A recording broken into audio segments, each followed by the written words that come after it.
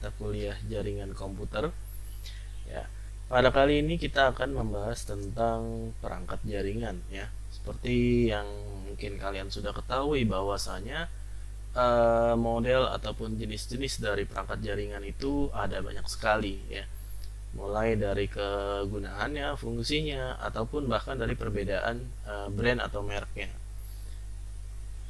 Nah, apa saja sih perangkat jaringan yang kalian ketahui? Ya, di sini dicontohkan ada hub, ada switch, ada access point dan router.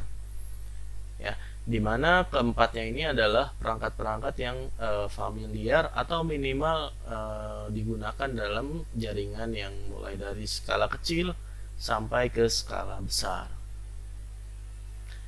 Nah, pertama kita akan bahas tentang hub. Nah, hub itu apa sih? Hub itu biasanya dipilih sebagai perangkat perantara ya antar jaringan lokal area yang notabene dia dalam istilah cakupan areanya itu sangat kecil ya, dimana bandwidth pengguna tidak mengalami permasalahan, tetapi permasalahannya biasanya tentang cakupan area atau jarak dari kabel UTP-nya yang harus dihubungkan atau diperantarai oleh hub, atau biasanya juga sekarang yang sering digunakan adalah switch ya.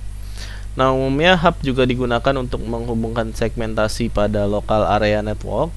Hub sendiri biasanya punya beberapa port tergantung dari variasinya, ada yang 4 port sampai dengan 5 port dan lain sebagainya.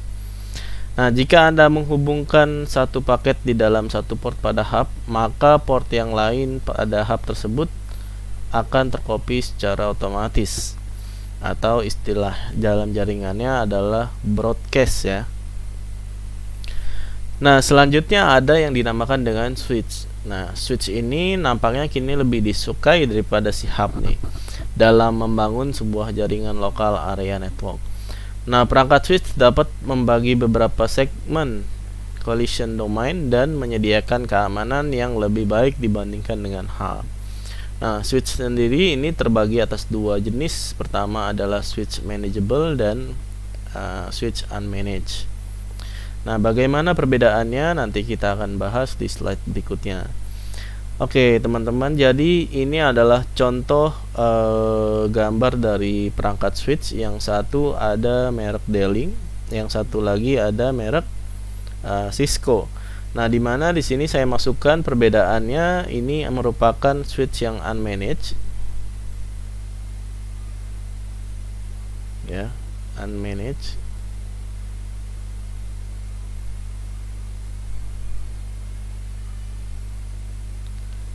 Nah, sementara switch yang ini adalah switch yang bisa di manageable ya. Nah, perbedaannya seperti apa? Jadi antara switch yang unmanaged dan managed, berarti yang managed itu adalah sebuah perangkat switch yang bisa dilakukan konfigurasi di dalamnya. Misalkan seperti apa? Ya, misalkan seperti port security, link aggregation, atau penggunaan tagging pada VLAN ID. Ya, dimana di beberapa sistem jaringan seorang IT membutuhkan metode-metode tersebut yang ada di dalam perangkat switch manageable. Nah, dari segi cost ataupun biaya yang dikeluarkan untuk membeli perangkat ini sangat berbeda jauh ya untuk harganya sendiri. Antara brand satu dengan brand yang lain juga mempunyai segmen harga yang berbeda ya. Kalau tipe-tipe seperti D-Link atau TP-Link yang non manage ya, biasanya itu akan kisaran di harga 100.000 ke bawah ya.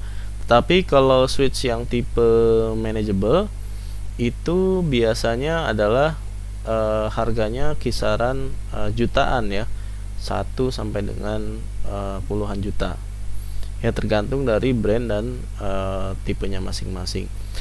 Nah, tetapi merek-merek seperti D-Link ini juga bukan dia semuanya tipenya unmanaged ya. Mungkin juga semua brand biasanya ada dua tipe ini, antara yang unmanaged dan juga yang managed.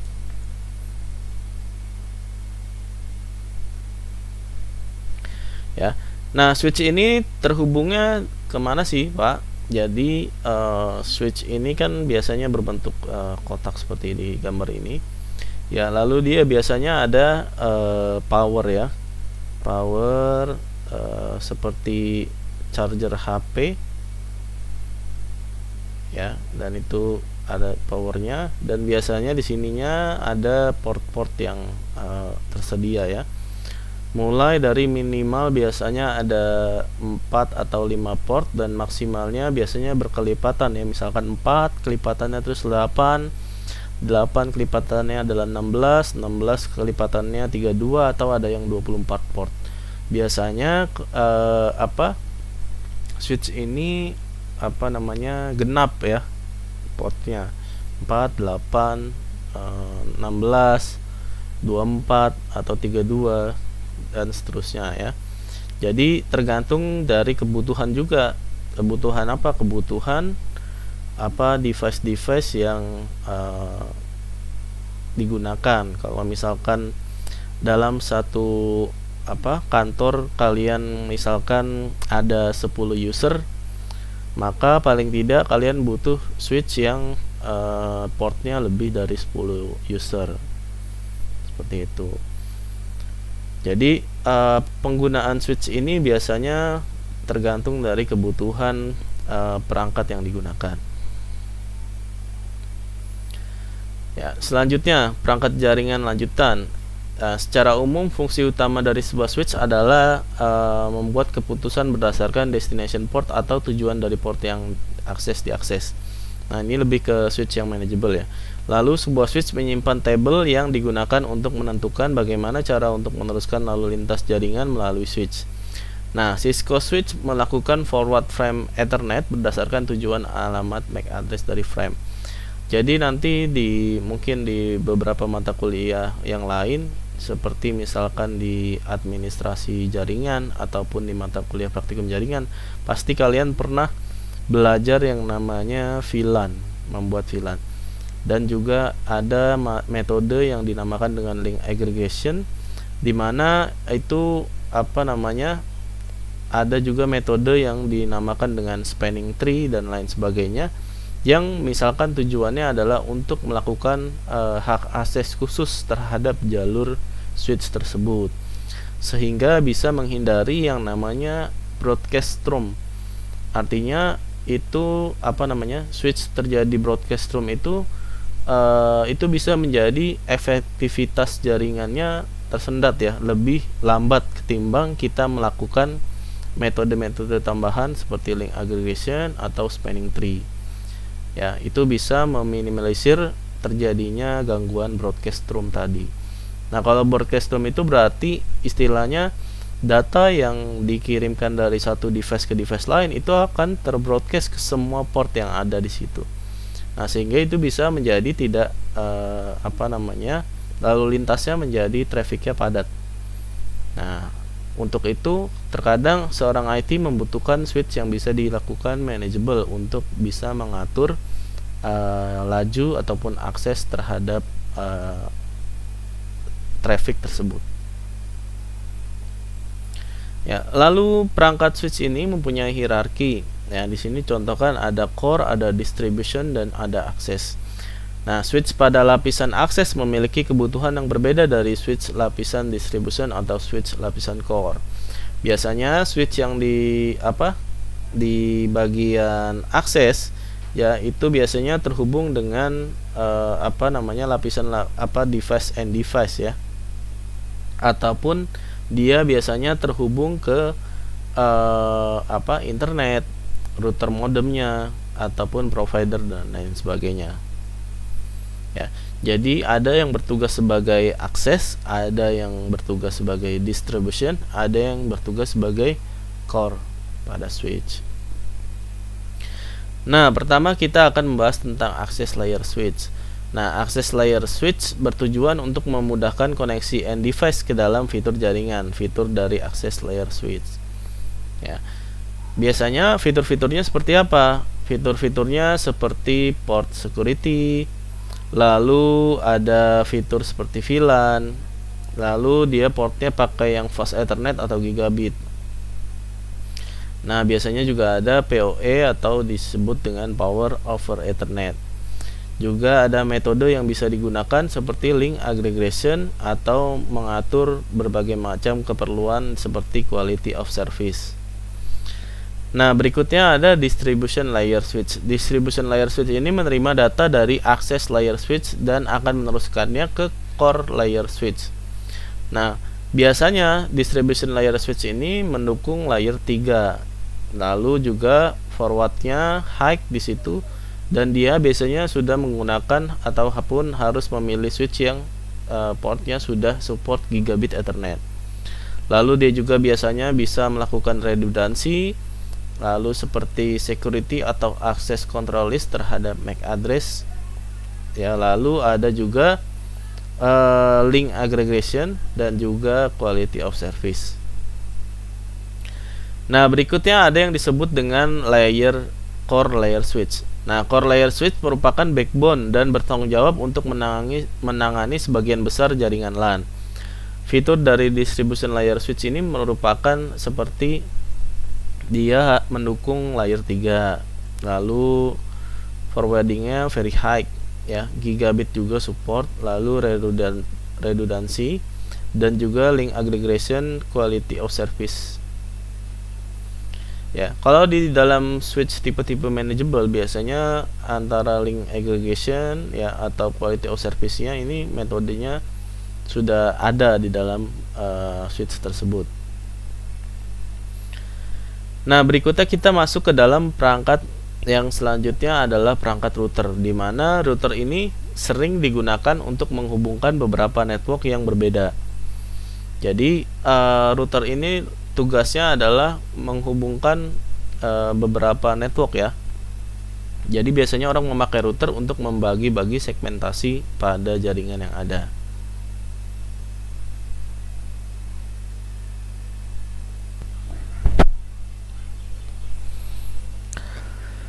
Oke, nah router ini biasanya dia sering digunakan untuk menghubungkan beberapa network yang berbeda. Ya, router merupakan perangkat utama yang digunakan untuk menghubungkan jaringan LAN ke dalam jaringan internet.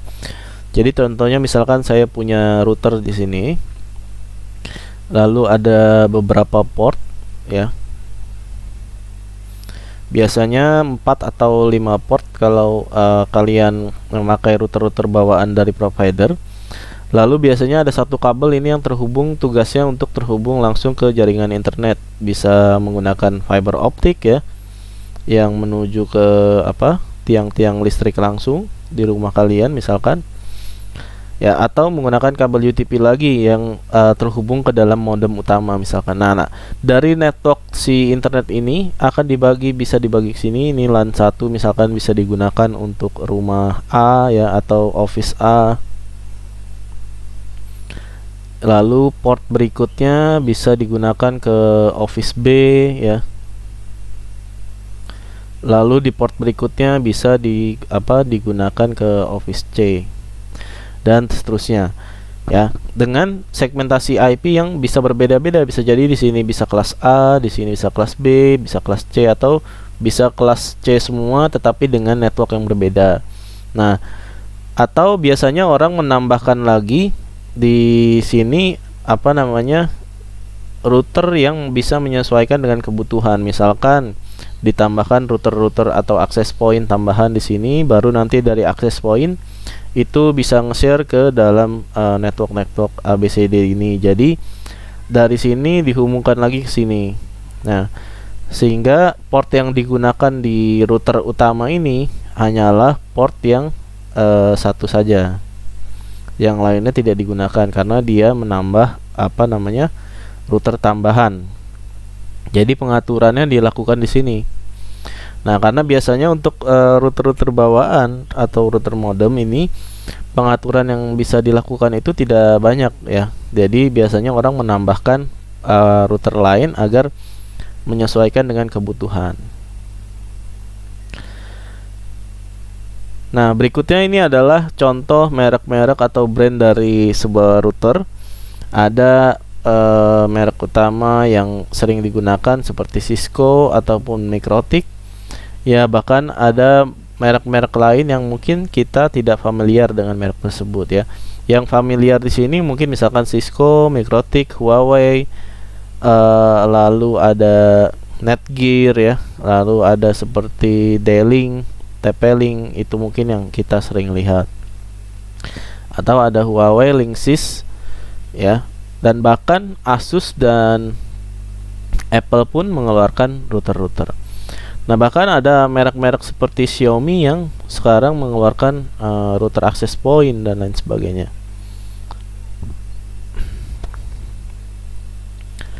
Ya, jadi merek dari router itu banyak sekali. Nah, berikut ini adalah contoh-contoh brand dari router ya yang ada di pasaran. Nah, mungkin kalian pernah lihat merek-merek brand seperti Cisco, Huawei, atau D-Link, Netgear dan lain sebagainya. Nah, dari masing-masing brand ini mempunyai rentan harga yang berbeda-beda. Jadi ada kelas-kelas yang kalau Cisco biasanya di level yang high, yang harganya bisa mencapai $300 sampai dengan $1.000 ke atas. Ya, kalau dirupiahkan mungkin bisa seharga motor matic baru gitu ya. Nah, apa sih sebenarnya perbedaan router mahal dan tidak mahal? Nah, router ini sebenarnya sama seperti kalian membeli laptop. Laptop itu kan ada yang murah, ada yang mahal kan? Tergantung dari si kapasitas prosesornya, harddisknya, RAM-nya dan lain sebagainya. Router juga sama seperti itu. Dan juga istilahnya adalah perbedaannya dari metode-metode yang bisa diterapkan. Ya, kalau kalian membeli router yang harga 200 sampai 500 ribuan, mungkin spesifikasi memorinya itu tidak mendukung untuk jaringan yang skalanya luas atau besar. Ya, sehingga bisa jadi dia ngehang ataupun error pada saat digunakan ke dalam jaringan yang besar. Karena nanti akan terjadi yang namanya prosesor atau CPU atau memorinya itu full, sehingga nanti mudah ngehang ataupun restart sendiri hingga lama-lama rusak. Nah, artinya ketika kalian membeli router ini juga menyesuaikan dengan kebutuhan yang digunakan. Ya, jadi kalau misalkan pengen gunain metode ini, dilihat dulu nih router apa yang bisa menggunakan metode ini, seperti itu. Nah, terakhir adalah tugas mandiri ya. Tugas mandiri ini kalian membuat sebuah resume tentang repeater, bridge, dan juga network interface card. Nah, resume ini kalian buat di dalam Microsoft Word. Nah ya, jadi nanti setelah jadi kalian upload pada laman ruang mahasiswa di ruang tugas ya di MyBase. Nah, buat resumenya seperti apa ya? Kalian buat kalian bisa search repeater, bridge, dan network interface card. Buat juga semenarik mungkin dan hindari plagiat terhadap tugas-tugas temannya ya. Jadi pastikan kalian tidak melakukan copy paste terhadap tugas yang diberikan ya, supaya informasi-informasi yang kalian search ini bisa setidaknya memberikan informasi kepada kalian terkait repeater, bridge, ataupun NIC ya. Kalau kalian hanya tinggal copy paste, nanti ilmu apa yang kalian cari di tugas ini tidak akan dapat atau masuk ke dalam ingatan ya. Jadi coba kalian cari dan buat resume terkait dengan repeater, bridge, dan network interface card ya. Buatnya berapa halaman itu terserah dari kalian. Semakin banyak referensi ataupun